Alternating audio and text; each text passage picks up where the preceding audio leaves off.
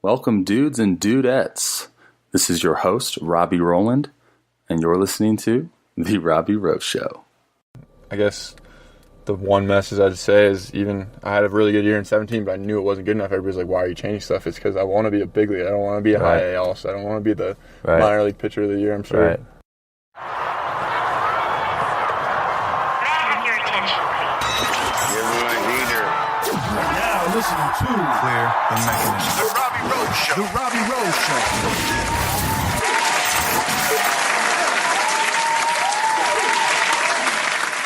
Yo, what is up, guys? It's your host, Robby Rowland. You're listening to the Robby Row Show, episode 50. My guest today, his name is Dylan Rheault.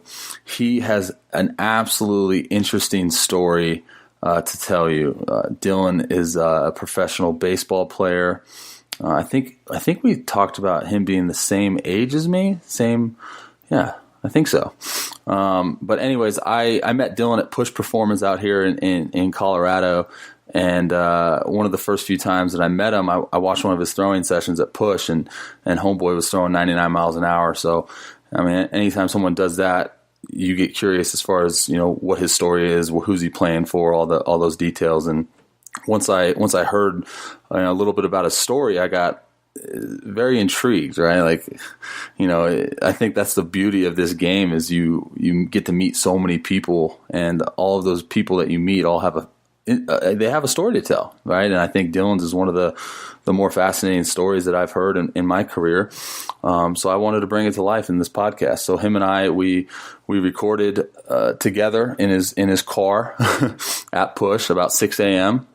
So bright and early, definitely. But no, it's a good show. It's we'll talk for a little bit, like maybe 30 something minutes. More of just a conversation, getting to know him and his story. But I definitely think it would be interesting for you guys to hear it.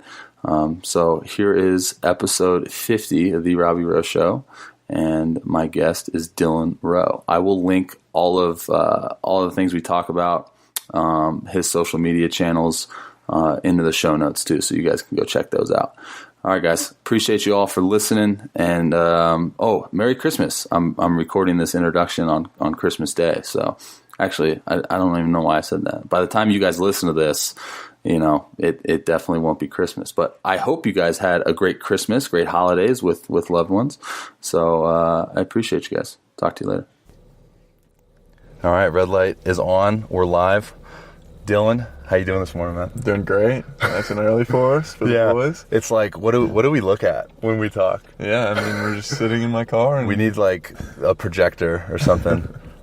Dude, so yeah, man, I mean, like, kind of just spontaneously came across. Obviously, we've been training a little bit together in the past few weeks, but I think it was like last night or whatever, I came across your page, and I was like, dude, that'd be a great conversation to have, just because, you know, not every day do you see, well, I see, like with my own eyes, a guy in a gym throwing 98 and then saying like, oh, I'm a free agent. Yeah, I mean, it's definitely different. I feel like we can definitely relate because we kind of live a nomad lifestyle. We're always somewhere new, trying to find the best thing for ourselves. So right. So like, dude, like I said a little bit earlier, like I don't want to go super in depth because we do got to train. For the audience listening, we're literally sitting in his car. Like, because the gym, everyone's in there and it's too loud, and so we're like, yeah, let's go in the car. So, anyways, take me into kind of what was your story like coming out? I mean, I'm assuming you were a college guy. Yeah, out of college. What's that story like? I mean, just briefly, like what college you go to, and then that whole draft process. What was that like for you? Yeah, so I'm from Canada. Played 1 year of high school in baseball in America. Went to Central Michigan 3 years. Kind of was a bust after. You're not supposed to say that. I mean, it's true. I was going in supposed to be really good my junior year and just wasn't. Still was lucky enough to get the opportunity to get drafted by the Orioles, and then went and had 2 really good years with them, and then went and was arguably the worst pitcher in minor league baseball. And really? So, hold on. I think I have you beat, though. I don't know. I think statistically I might So, all right. I don't know. One sec. So, okay, so you get drafted by the Orioles after your junior year, even though you had a rough season? Yeah, well, actually, I redshirted my freshman year, had a good redshirt freshman year, and then not a good redshirt sophomore year, so junior year. Right. Still drafted. And then What round you go? 19. Okay. Was there any question of, like, returning to your senior season, or were you just like, oh, let's get out of here? Yeah, my car was packed to go to summer ball. I was supposed to go to the Cape, and then they were like, no, you're not going to come to the Cape. And so I was going to... Who said no? One of the teams or my college coach, I'm not sure who made that call. Yeah. But it wasn't supposed to be a good fit. And then Orioles called. I was mad about the round, and I was like, no. What were you hearing before the draft? I mean, going into the year, I was supposed to be like number one on the team, best in the conference. Lost the starting job, became a closer, lost the closing job. I mean, all my fault, no one else's fault. Right. Just wasn't good. Right. And then, I mean, 5th round with the potential to go higher. Yeah. Like, before the season. Yeah. And then, obviously, went the other way. Yeah. But it's fine. And then, 2 really good years with the Orioles. All-star seasons. What year was that? What year did you get drafted? 13. Okay, so you get drafted. Oh, so we're the same age. Yeah. You graduated high school in 10? 10, yeah. Okay. I didn't know that. Definitely. We're old, man. I know. I just turned 27. Happy belated. Yeah, I mean, thanks. I appreciate it. I mean, even though it's just... I feel like once you get to 25 and over, it's like birthdays don't matter. No, it doesn't. I have terrible ADD, so I'll go down some rabbit holes that I good. don't mean to. So if we get too far off track, I'll try to come back. But okay, so you get drafted in 13, 2 really good years in the Orioles organization. Where'd you play at? So first year short season, and the next year got up to high A. Did you play in Delmarva? Yeah, so I played. So brutal. It was. I loved it though. You did? Yeah, I really that's did. good. And then up to high A in my first full season. Thought I was on top of the world. Dang, dude, that's impressive. Yeah, but then I heard through the grapevine through a strength coach that he heard them talking, saying if I threw harder, I would move up fast. I was like, all right, I'm gonna throw harder. Of course. Didn't research it, just kind of tried to, and Right. you could imagine the result. And Right. me throwing 86. Oh gosh. And just So what's that like? Because this is, dude, it's crazy. Like hearing your story, because like we have a lot of similarities as far as our journey goes, and what is that like for you as a person? Like hearing that, and knowing like what it takes for you to advance within an organization, and then trying like maybe almost trying harder than you should in that sense of doing something, maybe you don't need to be doing, or overdoing something, and then just totally getting out of what made you successful in the first place. Let's talk about that. I mean, I look at it as maybe the best thing that's ever happened to me, getting released, because it woke me up. I knew that wasn't who I was, so then I went down the wormhole of the driveline stuff. Okay. And taught myself all that. Right. But yeah, I mean, you've had it happen, especially the first time getting releases. Because you don't expect it. It's a kick to the gut. Yeah, you just like don't know how to prepare for it, until that situation comes. What was your stuff like when you were having success? I was probably, I'd say 90-93 sinker baller with a good slider. Right. And that's kind of what I was told I was supposed to be. I was kind of told I wouldn't really throw hard. Right. And then... I mean, dude, what are you, 6'12"? Yeah, 6'12". You're 6'12"? Yeah, 6'12" and 3/4. Jeez, Pete. But Guy's then, freaking tall, man. And then, I don't know, throwing hard's fun, so I was like, I'm going to throw hard. Why wouldn't we? So what was the change you made?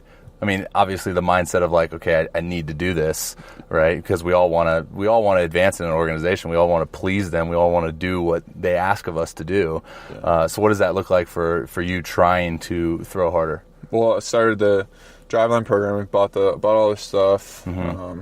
Taught myself, changed my arm action a little bit, mm-hmm. and then decided, okay, my arm action's pretty good, but I'm not very strong. So I saw DJ Edwards at Push, and he got me way stronger. Mm-hmm. So I feel like that definitely helped. And then every year I just kind of find something in my mechanics to clean up. Like this year was my lower half, and I gained 2 miles an hour again. Right. So it's crazy, man. Like as pitchers, we're always seeking that next thing. As far as like we really don't know like what is our optimal like mechanics or optimal arm slot unless we like really dabble in all of them and like we try and like figure out, oh man, this feels good, and oh, my velo is up because maybe I did this as a, thought of this as a cue or something. So you get released by the Orioles in what, 15? Spring training 16. Spring training 16. Yeah. Then what's that journey like after? And I was just lost. There's like a couple days where I was like, I don't know what I want to do, but then I was like, no, I want to play baseball. Right. When I played indie ball in American Association, you've been there. Yeah. And it was the most fun I've ever had in my life. Oh, dude, I hear that all the time. I love it. Yeah, just like it's different because in the minor leagues, I mean, depending where you are, everybody's kind of there for themselves, kind of. Yeah, it's not like team orientated. Yeah, it it takes is the a fun little, out but of it. it's not the same. But then you go to indie ball and it's lit. That's what it is. I mean, and then there's none of the politics of it. No one's worried like, oh, I'm gonna get released, or no, I'm gonna get called up and focusing on the wrong things. Just go win, go have fun, and I mean, we had a lot of fun. And then I decided to. After that season, I took it even another notch, and I saw a huge velo jump. I was probably 91, 93 in indie ball, and then that whole off season, I was flying everywhere, trying out for teams just blindly. Sure, spending too much money. We do that, man. Yeah, we do that as ball players. Like we just want that opportunity. And then just found the nut. For me, I had to hit 97 to get signed, and I hit it. I timed out. I was in my car on my way to Driveline from Chicago. Friend had a facility in Minneapolis. He's like, you just come in, train for a couple of days and whatever. Yeah. And then he's like, I'm going to get some scouts in. I heard they're throwing hard. Yeah. He brought 4 scouts in, threw that bullpen, and just everything came together. It was like 96, 97 in the bullpen. And didn't really hear anything that night. So I was like, whatever, I'm leaving. I'm going to drive. Did you talk to those 4 scouts after you threw the bullpen? But one of them was like, we don't have room, but like... Oh, how many times do you hear that? Yeah, but then they ended up calling the next day. But I was in my car to the gym to say goodbye, and I was going to Seattle, and that was it. And then I get the call, and they're like, all right, let's go. Turn my car around and went spring training with the Giants. I think I got down to spring training March 20th, so I was like real late. So you didn't even go to Seattle? No, I turned my car around. And That's funny, dude. I didn't know that. That's pretty neat. So obviously the Giants were one of the teams at that bullpen watching you. Yeah. Did they say they didn't have room? They were like, we don't. But I think he was trying to play it cool. We make room, man. Yeah, that's what. When somebody tells you that they don't have room, you can make room. There's always room. Absolutely, dude. You just don't pass up on stuff, man. Yeah. Like, that's what I've kind of seen throughout my career. So this is so now this is 2017. You're going to spring training with the Giants. Freshly newfound velo. Let's talk about that a little bit. Like, what do you think was like one of the big attributing things to the 96, 97 in that bullpen? As far as you say, like everything coming together, working harder and smarter, and then it brought just a aura of like confidence about me. Maybe a little too much at times, but I don't know. I maybe get a little too mouthy. You're not supposed to admit that. No, it's true. It's an actual problem. Yeah.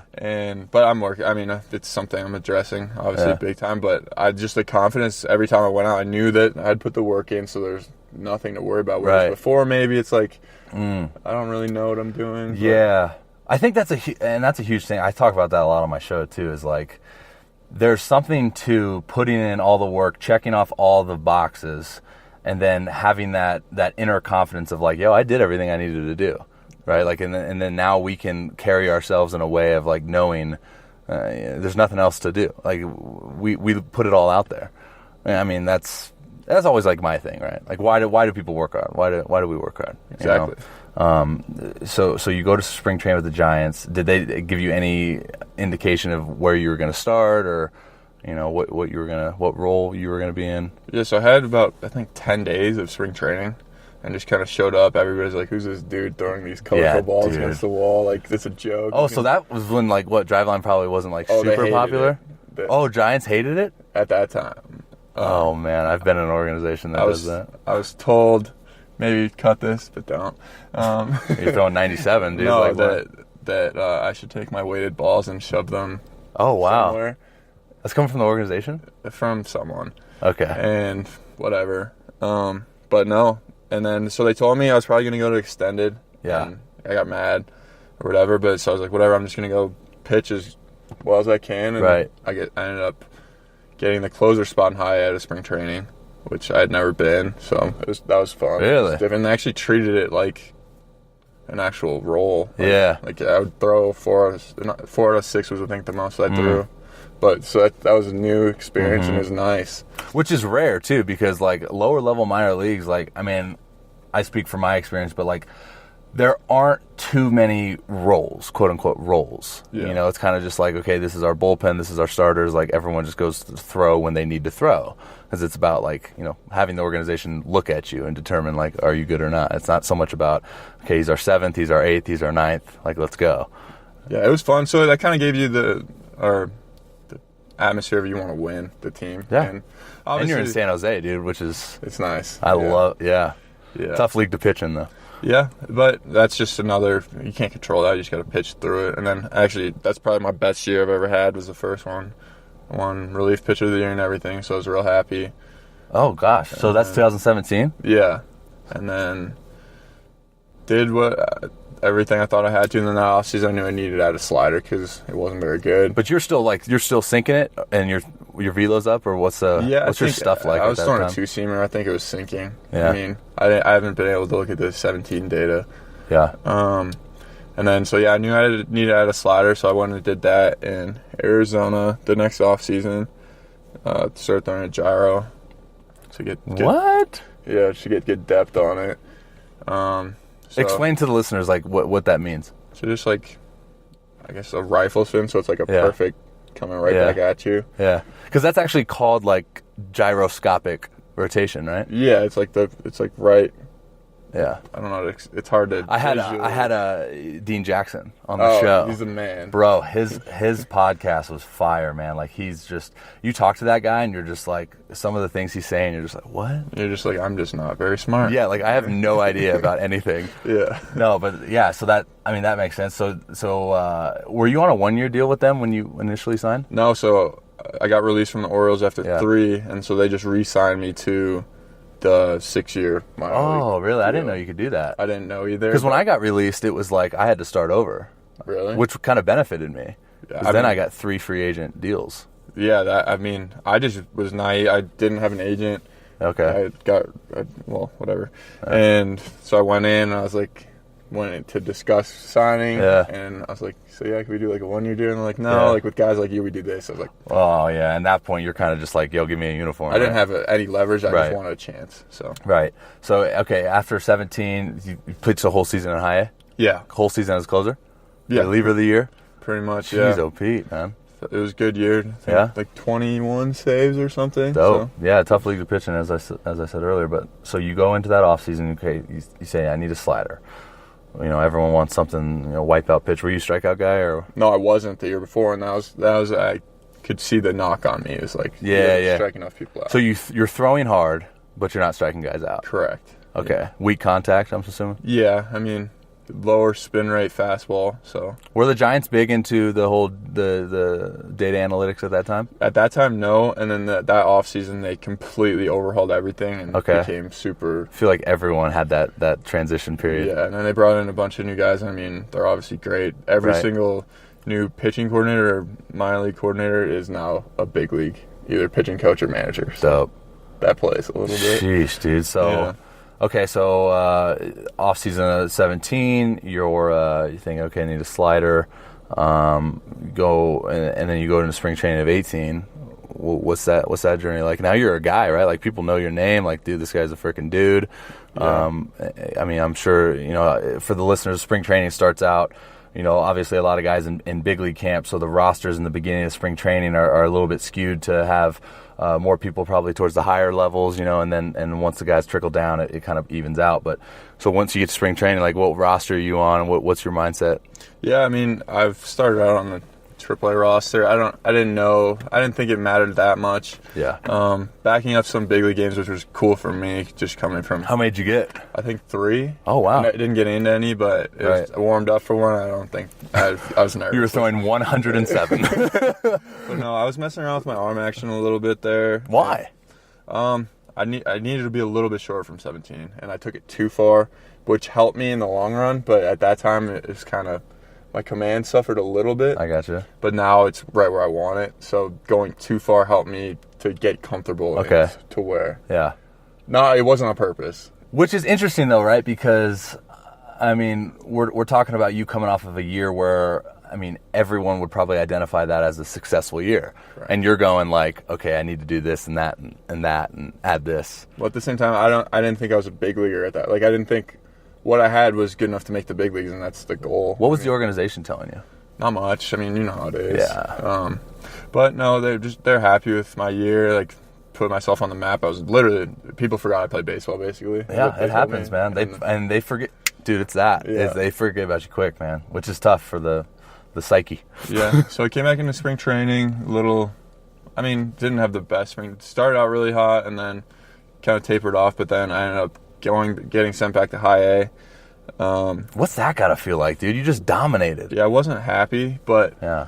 I just said to myself, just put your head down, go shove, Right. and then let whatever happen. Yep. So started out, the first half of the season was great. I was kind of Closer again? no, they put me in like middle relief to start. I was like, all right, like it's fine. Did you guys have like a 18-year-old Latin prospect that was selling two 200? really high prospects? And then I ended up working my way back into the closer role once the closer got sent up to Right. Double A. I gotcha. It can be frustrating, but I think I learned from that just to keep my mouth shut and just go pitch. Right. But so I had another successful first half. Told me I was going up after this game. I was only going to pitch 2 innings no matter what, because we were short in the bullpen and I needed to pitch. So you're going to be the first one out, throwing 2 innings no matter what. It's like, all right, whatever, let's go. Throw 2 innings and like 20 pitches, come back in the dugout. Hey, you got one more? Yeah, let's go. And go out, strike the third guy out in the third inning, slider in the dirt. Batter swings, falls over, hits off the catcher's shin pad, rolls up the third baseline. I go to pick it up, catcher's coming in hot, see him coming, try to back out, slip, and get hip checked to the jaw. Don't tell me this is how your concussion And happens. this is the concussion. No. And What? So it like rocked me. It didn't look like much, but I knew it was not. I got up and started walking towards like the backstop. So right away you're like, I where was am like, I? oh, no. And then I was like, whatever, I'm good. Yeah. Next day, I'm like, I'm good. Do not put me on the DL because I knew I was going up. And they're like, no, like it was a small concussion. Like, you don't Oh have to yeah, do they it. get. Oh man, all hands on deck when there's a concussion, man. Yeah, All the and- protocols and everything. And I was so mad. And then so I was like, whatever, 7 days. Get on the bus on the second day and literally just felt like my world like collapsed. I couldn't like think. My head was just. It felt like there was a vice grip on my head. And I couldn't see. Jeez. And then so I was like, whatever. 9 days in, they kept. I mean, I knew I was going up as soon as I came off the deal, so I was like, all right, I'm good. Yeah. It wasn't good. Not smart. Plane ride over. It was from California to Virginia, so across the country. And I Yeah. guess the pressure of the plane. Oh, so they called you up? Oh, right when I came off the deal, I went up to Double A. So Oh, it was wow. like 9 days out, and I was like, whatever, good. Did you pass all the tests that they had? Yeah, I've honestly felt pretty good, but then Yeah. I actually went and got a haircut after I got cleared, and it kind of messed it up a little bit. I'm not going to say anything, obviously. Never get haircut, guys. Yeah, get on the plane, and it got 10 times worse than the first time I it can got imagine. bad. Yeah. And I couldn't look up. Like if I was talking to you, I'd have to look at your feet. Right. And so I was like, all right, well, Something's wrong. yeah, and I'm all the way across the country. I can't like leave them out to dry. So I was like, all right, Yeah. I'm good to go. And you pitched? Yeah, I pitched, and I literally couldn't see. The lights were messing with me. Everything was just a mess. Pitched fine. Wasn't great, but pitched twice after the second outing. I was like, I really can't do this. But it wasn't like you were going out there and like freaking walking the house, like couldn't throw a strike, velos down. The second game, I gave up like a bloop single, walked 2 on 8 pitches, and I was like, all right, I'm over this. Not doing this. Struck out the side.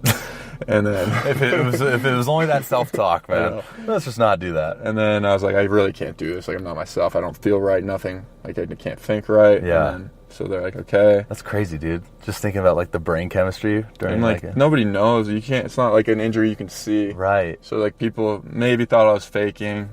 I know I wasn't faking. So Why would you even fake that though? Yeah. But then I went to see a specialist, and he was like, okay, you're not leaving. You're staying here to rehab. Where were you at? I flew back to San Francisco to see him. Okay. From Virginia, and then so did that, and then I went down to Arizona, rehab for another month, and then ended up making it back at the end of the year, and went back to San Jose and finished the year there. But Were you the same? Velo was up, but I wasn't me. No. Yeah. It just confidence wasn't. It was just different. Like, right. You've had concussions. You kind of right. Yeah, it's different. It's again, we're talking about like the brain, the way of thought, and just the way you carry yourself. Everything kind of changes. That's, and it's funny too, because like you're sitting there, you're saying like we rehab. So how do you rehab? I mean, how long were you in rehab for? Down in Arizona? The total time was like 9 weeks from the injury to when I was. So what are the things you're doing? Like eye exercises. Really? Literally staying there with like a popsicle stick that says "smile" on it on the top, and like moving it back and forth. Oh man, if you thought corrective exercises were boring. So you come back, you're not yourself. Your stuff is still playing though. Like it's still. Yeah, I pitched pretty good when I came back, but like I the writing's on the wall at that point. Okay. And so this is at the tail end of 2018? Yeah, so I think I got into 6 games at the end. But, I mean, it wasn't like I pitched good, like I did. Yeah. And I pitched well. Yeah. But it just wasn't the same. And then, obviously, getting sent back there, they're telling me what. Right. Like, I knew it was over at that point. I had my chance to pitch in AA, and I couldn't. And they have a ton of great arms. So everyone freaking does, man, which sucks. Yeah. So. Well, I mean, it sucks for us. But, and then, I mean, I take it as like a good thing, a new opportunity, and I feel 100% myself again. And like we said earlier, my velo's up again. So. Yeah. Well, yeah. All right. So, I mean, that's when we can close on this. But like, I mean, obviously, the way we made a connection was literally, I think the first time I met you was seeing you. No, the first time I met you was when you came in with Josh. Dr. Heenan, and you were like, yeah, I had a concussion, like, and the way I think I just perceived the whole situation was like, you were all jacked up, dude, like you were like, like I have a concussion, like I'm not throwing, like something's wrong, and then I remember maybe like a week or two later, I think I seen you on Instagram throwing like a bullpen maybe somewhere, like 95, 96, I'm like, that's that guy that I just saw, and then a week after that, I saw you in here, and it was 98.9? Yeah. On a freaking just what? I mean, what? I don't know. I knew that I needed to show that I was better than last year. I mean, it's a good you got year. a chip on your shoulder, man. That's what comes of it. But like every year, I feel like you just need to show improvement, especially when you get released. You need to show improvement. So basically, my pitching coach for San Jose was actually great. Yeah. He talked about how my back leg could be better. Yeah. And he thinks there's another velo jump in there. So I was like, all right, I'm all in. Yeah. Talk to guys that are good at it and kind of asked them how they do it and did it and saw it. I mean, the highest I'd ever thrown in a game before was 96.9. Uh-huh. And then a PR'd by 2 miles an hour on a mini mountain. And in a span of only a couple months too. Yeah. So it was definitely a major flaw in my mechanics and just so what are you thinking about, man? Because like I'm a big like terminology guy, like big like okay, what's your cue? So I mean, we talk about lower body mechanics, but try to paint a picture for what your mindset is. Yeah. So for my lower half, I'm just trying to push through just inside my heel, and then obviously abduct my leg out. Ooh, towards nice second. wordage, man. But Ben Brewster put a cue on Twitter. Yeah, he's a guy. Just drift, pulse, relax, and that is something that's just worked for me. Right. And so that's what I'm thinking. So drift, pulse through the heel, which is abducting the knee back, and then hinge. Letting it go. Yeah. Letting it fly. It's just funny, man. Like I always because I love these conversations because like that terminology, that little cue that you heard was just, it's a click, right? Like, oh, dude, that worked for me. Whereas, like, you can kind of say the same thing to another guy inside, and he, wouldn't comprehend or it wouldn't just click for him. But like, everyone's different, right? Like, it's figuring out what is it going to be for you? That's the beauty of the game, I would say. Yeah, it comes back to what you said earlier. Just we got to try everything, and then why not, right? Yeah, why not? You never know. I'm like that with grips, dude. Really? I'm like I got a ball in my car, and I'm constantly like, ooh, that feels good. I wonder what that would do. Yeah. I wonder what this would do. It's true. You just got to constantly tinker, but at the same time, like you got to commit to something too. So once you find something that really works, you got to commit to it. You need like the consistent reps behind the thing, or behind the idea that you're working on. But yeah, so never. I mean, even if I guess the one message I'd say is, even I had a really good year in 17, but I knew it wasn't good enough. Everybody's like, why are you changing stuff? It's because I want to be a big league. I don't want to be a high A so I don't want to be the minor league pitcher of the year. I'm sure you don't. It's big picture, man. It's big picture goals, you know. And I think for you at that point, and we're gonna maybe hurt some feelings right now, but it's you know how the organizational political game is, man. They always say like, hey, weak contact, early outs, you know, and you'll advance. But it's like, in reality, dude, if you strike guys out and your strikeout to walk or your strikeout to innings pitched, that ratio is like good, that's the thing that pops out to people. Yeah, and stuff. I mean, you get to keep making your stuff better. Yeah. I mean, that's just what it comes down to. All right, so what's going on now? What does the process now look like for you? So I've been throwing for some teams. Just threw for 2 teams on Monday, and it went really well. It's probably the best bullpen I've ever thrown. Better than that time? And well, that wasn't like a true pen. I threw this bullpen. My command was on point. I was 96, 98. Where'd you throw that at? Fast arm care, right up the road. Okay. In Denver. It's a sweet facility too. Yeah. So you should probably check it out. I want to, actually. You really should. Yeah. It's sweet. And then just another one of the days when everything clicks for me. It's easier for me to, when the pressure's on, that's when I'm better. Well, that's a good trait to have. So, but yeah. Cool, man. Hopefully. So you just keep riding the wave, right? Like, I mean, the desire to play is obviously still there, and the stuff is telling you that you should play. Yeah, so I should have some offers coming in, but I'm going to continue to train and prepare like there aren't any. Yeah. Like I got to earn them. So. Are you totally up for, because this, like, for me, a question that I ask myself is like, I try to put myself in what is the worst possible situation? What is the worst possible scenario that we could be in? Like, and for me, being hurt right now, it's, you know, maybe I need to sign that indie ball contract. You know, maybe I need to miss so many months, whatever it is. But like, are you putting yourself in a situation like, I'm willing to go to indie ball and continue to? I'm willing to do whatever it takes until it comes to the point when I'm like, okay, you've done everything, and you're just not good enough, and I'll be fine with that. Yeah. But I don't just knowing that you did it. Yeah, I don't want to leave literally any doubt, because that'd be hard to live with. What is I want to ask, are you still doing like the drive line, pile ball stuff? Yeah. So I'm not following the exact programming. Yeah. Kind of go off what my body feels like. I do their on ramp because I think it's really good, but then I'll throw with dude in Arizona, Luke Haggerty. Dude, I contacted that guy and I was like, yo, I want to get you on the show. He's a stud. Yeah. And I'm gonna work on it. He's X2 athlete on Instagram, right? Yeah. Yeah.